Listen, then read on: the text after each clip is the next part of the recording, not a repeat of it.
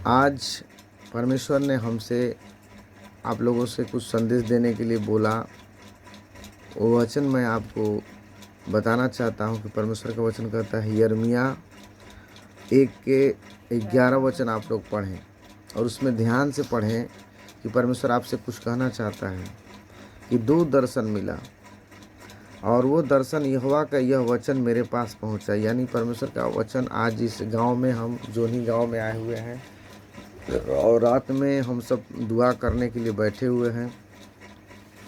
और रात के कितना बज रहा है, हम सब पढ़ेंगे रात के 3:11 में परमेश्वर ने आज हमसे बात किया है।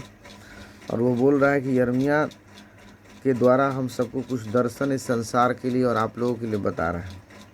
तुझे क्या दिखाई पड़ता है? मैंने कहा तुझे बेदाम की एक टहनी दिखाई पड़ती है। तब यहोवा ने, मैंने ईश्वर बार बार यिर्मयाह से बात कर रहे हैं, तब यहोवा ने मुझसे कहा तुझे ठीक दिखाई पड़ता है। यानी परमेश्वर बोलता है कि तुम्हें ठीक दिखाई पड़ रहा है, क्योंकि मैं अपने वचन को पूरा करने के लिए जागृत हूँ। यानी परमेश्वर जो है अपना वचन को पूरा करना चाहता है यिर्मयाह के द्वारा। यानी आज मेरे द्वारा आपसे कुछ कहना चाहता है, वचन को पूरा करना चाहता है।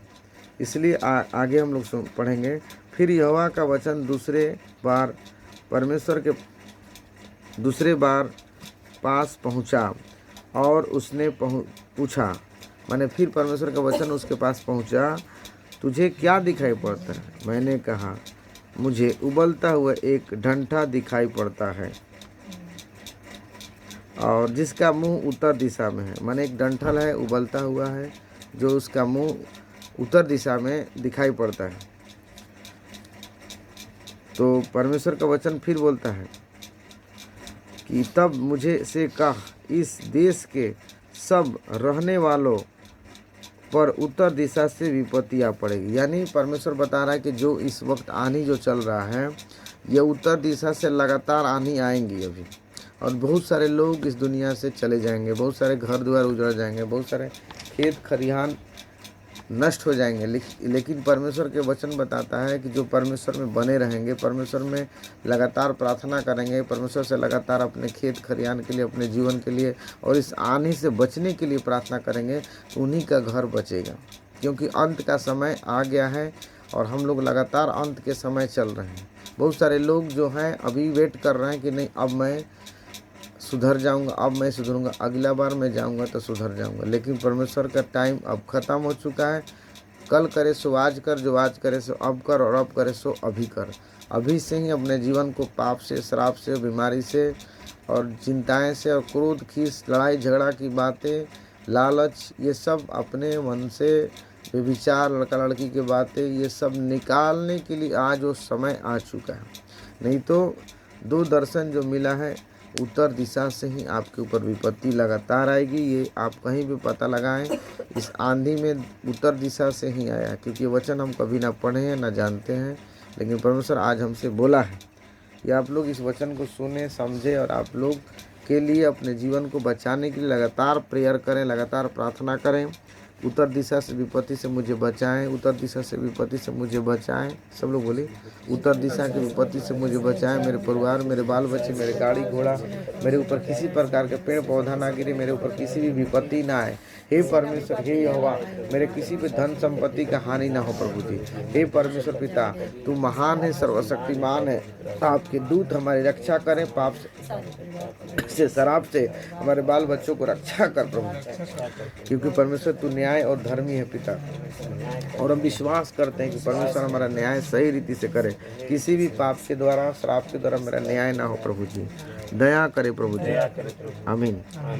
क्योंकि परमेश्वर का वचन बता रहा है, यहोवा का यही वाणी है। यानी परमेश्वर आपका बोल रहा है कि यही वाणी है, मैंने यही उनका शब्द है।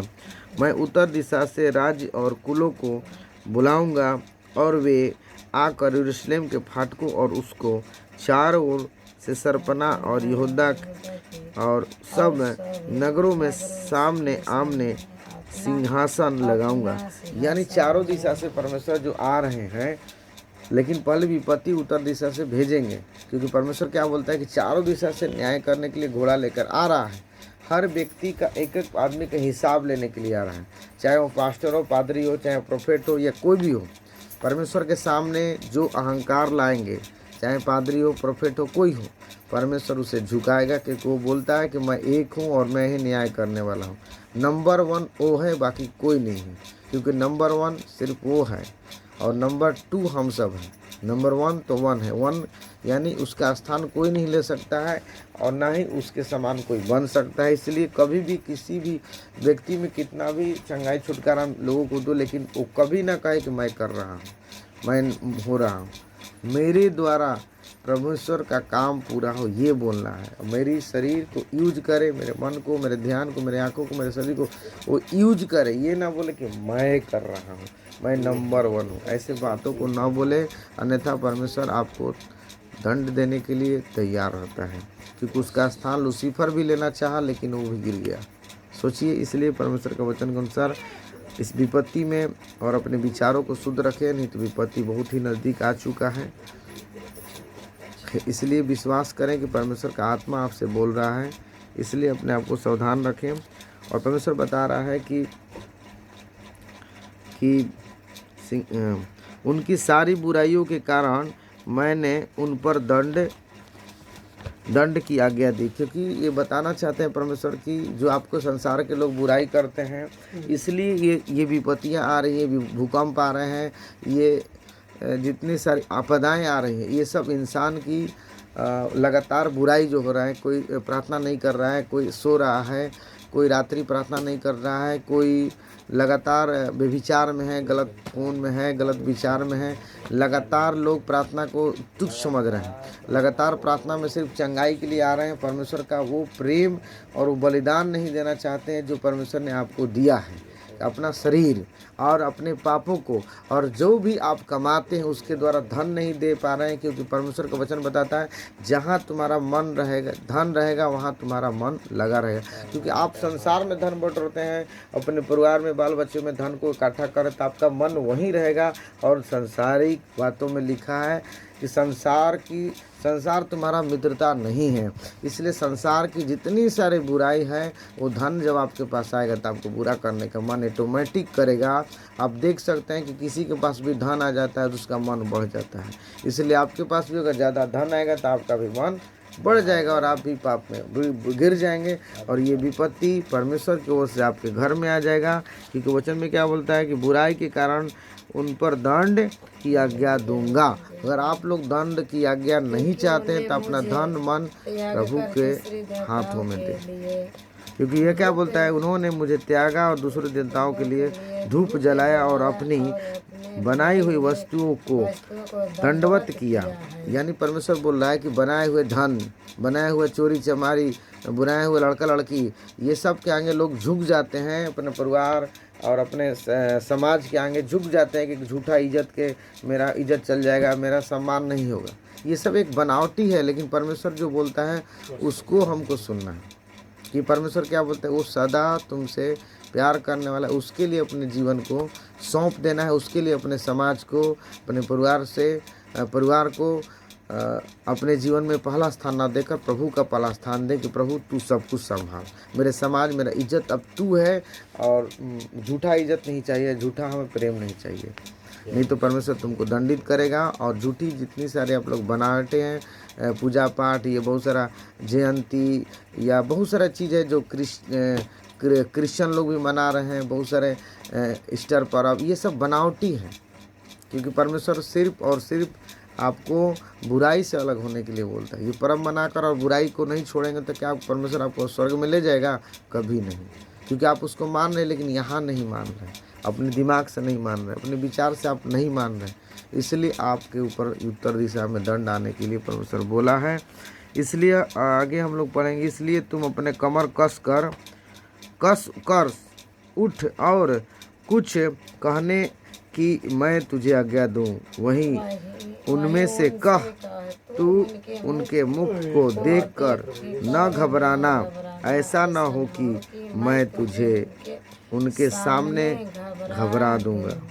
यानी परमेश्वर बोल रहा है कि अपना कमर कस, माने सच्चाई के वचन में क्या लिखी, इफिसियों 10:18 में, कमर का सत्य का कमर सच्चाई के अनुसार अपने कमर को कस लो, अन्यथा परमेश्वर बोलता है मैं तुझे उनके सामने घबरा दूंगा। मैंने शैतान के सामने जब आप सामना जब हो जाएगा तो आपका ऑटोमेटिक मन घबराने लगेगा। इसलिए सावधानी से अपने जीवन को जिए, शैतान का मौका ना दे घरों में। लगातार उपवास करें, लगातार प्रार्थना करें। इस बीच में मैंने तीन दिन के लिए परमेश्वर हमसे बोला, बहुत सारे लोग 3 दिन के लिए उपवास किए हैं, कुछ लोग नहीं किए हैं।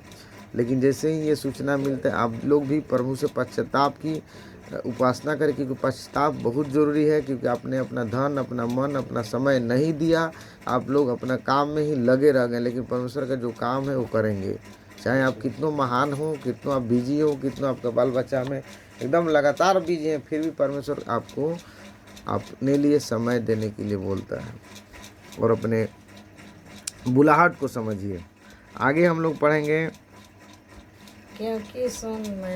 क्योंकि सुन मैं आज तुझे इस सारे देश और यहूदा के राजाओं, हकीमों और याजकों और साधारण लोगों के विरुद्ध गढ़ वाला नगर और लोहे का खंभा और पीतल सरपनाह बनाया है। ये तुझसे लड़ेंगे तो सही, परंतु तुझ पर प्रबल न होंगे, क्योंकि बचाने के लिए मैं तेरे साथ यहोवा का यही वाणी। यानी संसार में बहुत सारे तांत्रिक, मंत्रिक, पुलिस थाना, बहुत सारे बंदूक, लोहा का जो जिक्र हुआ है, बंदूक, गोलियां, बहुत कुछ है, लेकिन तुझ पर हावी ना होंगे। क्योंकि परमेश्वर का वचन का बताता है कि ये तुझे कुछ हानि ना करेंगे। परमेश्वर का वायदा है, चाहे सामने आंधी चले, तूफान चले, लेकिन परमेश्वर के लोगों को कुछ ना होगा। लेकिन जो परमेश्वर के वचन के अनुसार अपने आप को बनाकर रखेंगे, उन्हीं के लिए हानि को भी कुछ ना होगा। इसलिए हम विश्वास करते हैं कि इन सारे वचनों के द्वारा अपने जीवन को, सारे पापों को छोड़े, सारे समय जो हम लोग इन्वेस्ट अपने खाने पीने, रहने, कमाने में लगाते हैं, उसमें से 3 घंटा रोज़ निकाले रात में।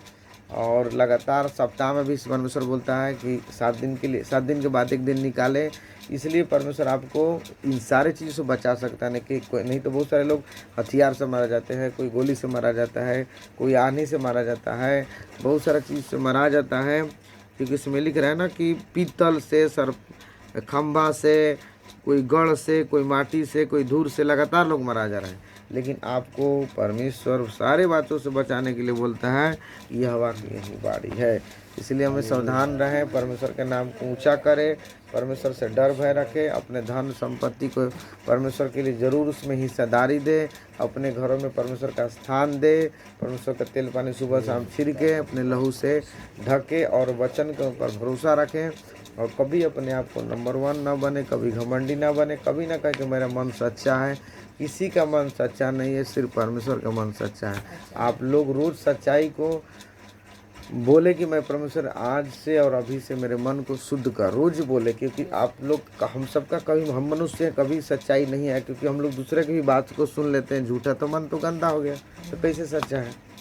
क्योंकि कान से सुनना, कान से देखना, ये सब पाप है। गांधी जी के 3 बंधन, बुरा मत देखो, बुरा मत कहो, बुरा मत सुनो। तो ये बुरा सुनो मत। लेकिन हम लोग जिस समाज में बुराई, अच्छाई, ये सब कान में आते रहते हैं, इसीलिए हम लोग का ना मन सच्चा होगा, ना तन सच्चा होगा। लेकिन रोज़ बोलेंगे तो प्रभु उस दिन तक आपको अच्छा रखेगा, बचाएगा। इसलिए परमेश्वर के सारे बातों को समझे, बूझे और डर और भय में रहें। परमेश्वर आपको आशीर्वाद करे। इसलिए मैं दुआ करता हूँ कि सब लोग आंख बंद करें। ये पवित्र आत्मा यीशु के नाम से विश्वास करते हैं इन सारे वचनों के द्वारा हमारे घर परिवार में, हमारे आने वाला समय, आने वाला टाइम, बुरे लोग, बुरे संगति, बुरे रिश्तेदार जो भी हो, प्रभु जी यीशु के नाम के द्वारा, यीशु के नाम के द्वारा विश्वास करते हैं प्रभु यीशु मसीह के नाम में। हमारे दोस्त, साथी, मित्र बुरे विचार को ना डाले, धन संपत्ति के लोभ ना डाले। और परमेश्वर मेरे धन संपत्ति के द्वारा मुझे पाप शराब ना है, किसी गलत लड़का लड़की या किसी पति पत्नी के द्वारा, किसी भी पुरानी बातों के द्वारा लालच ना है प्रभु जी। और हम सब वचन में बने रहे, डर भय में बने रहे।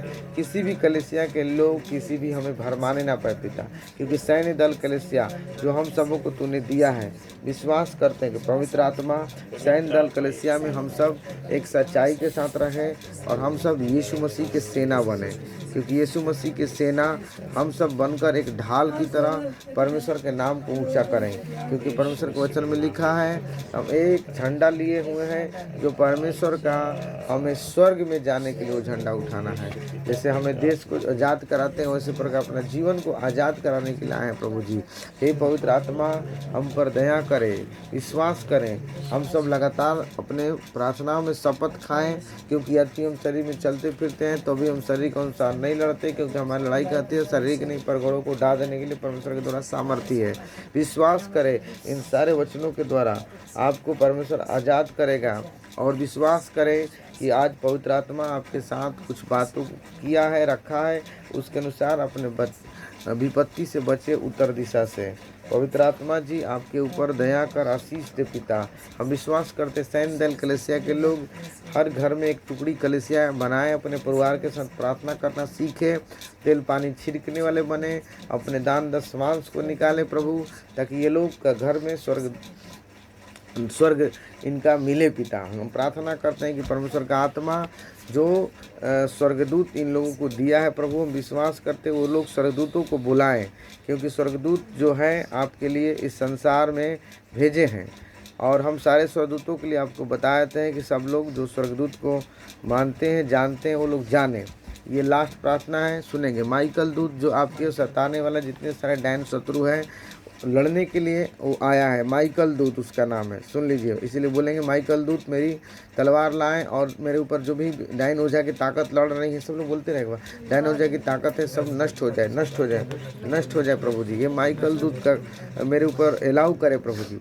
और गैब्रियल दूत जो हम सब जो भी दुआ करते हैं प्रभु जी, आपके मेरे दुआओं को स्वर्ग में आपके तक पहुंचाने पे, वो संदेश ले जाने वाले प्रभु, मैं रात दिन जो दुआ करता हूं हमेशा वो गैब्रियल दूत मेरे साथ रहे, ताकि हम सारा संदेश आपके तक जाए। राफेल स्वर्गदूत जो महान दूत है, जो चिकित्सा सुरक्षा के लिए ज़्यादा जाता है पिता, हमें बीमारी श्राप से आपका राफेल दूत बचाएं। ये सारे प्रभु जी आपकी ओर से दूत दिए हैं, वो लोग को हमारे प्रति एलाउ दे कि वो लोग काम करें, हमें बचाएं प्रभु जी। और ओरियल स्वर्गदूत एक महान जो ज्ञान और प्रकाश के लिए जाना जाता है, हम विश्वास करते प्रभु जी ओरियल स्वर्गदूत जो एक महान ज्ञान देगा, बुराई से हमें बचाने वाला और प्रकाश में लाएगा, क्योंकि हम सब लोग के मन में पाप, शराब, लालच, चोरी चिनारी जो भी आते हैं ये सब दूर हो जाएं यीशु मसीह के महान नाम में।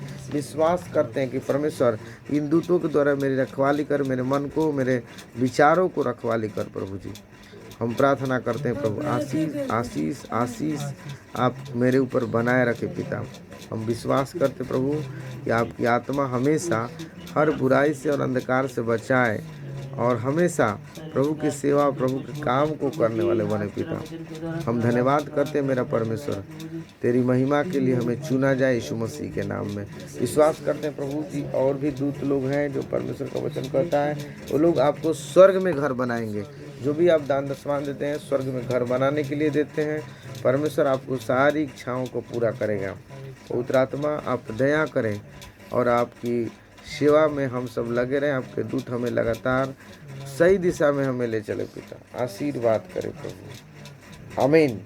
सबों को यीशु के लहू की जय हो। अपने परिवार में यीशु के लहू का ढक्कन लगाते हैं, अपने बैंक में यीशु के लहू का ढक्कन लगाते हैं,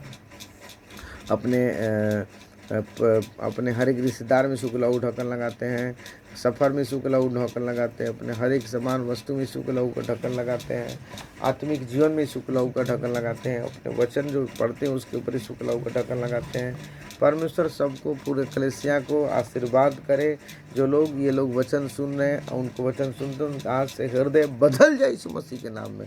पवित्र आत्मा इसी समय ये वचन उनके जीवन को बदल कर परमेश्वर की आने वाला समय में वो लोग शुद्ध और पवित्र जीवन जिए, परमेश्वर के सच्चाई को माने। परमेश्वर हमेशा आपको आनंद से भरे, बुराई से रक्षा अलग करे और अपनी ओर ध्यान आपका लगातार खींचने पाएँ। पवित्र आत्मा इस आपकी महिमा के लिए इस वचन को, हम आपके नाम को महिमा के लिए बताया गया प्रभु, जो अपने हमारे ओठों की यूज किया, जुबान की यूज किया। धन्यवाद करते हैं प्रभु। ये लोग जब कान सुने, ये उनका जो कान उनका है कि शैतान के कान से मुक्ति मिले, परमेश्वर के नाम को ऊंचा करे, दया कर। आमीन। यीशु के लहू की जय। ठीक है, परमेश्वर आपको शांति दे।